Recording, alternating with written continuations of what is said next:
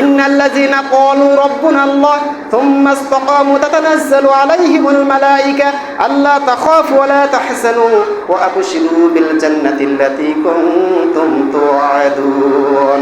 আল্লাহ সুবহানাহু ওয়া তাআলা বলেন, ইন্নাল্লাযীনা ক্বালু রাব্বুনাল্লাহ, নিশ্চয় যারা বলেন আল্লাহই আমাদের রব, সুম্মা ইসতাকামু, অতঃপর এই রব যে স্বীকার করেছে এর উপর অটল থাকে, অবিচল থাকে।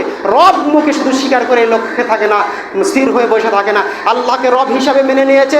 এরপরে আল্লাহ রব অন্তর দ্বারা বিশ্বাস করেছে, এ আল্লাহ যে রব এটা ইবাদতের মাধ্যমে প্রমাণ করেছে।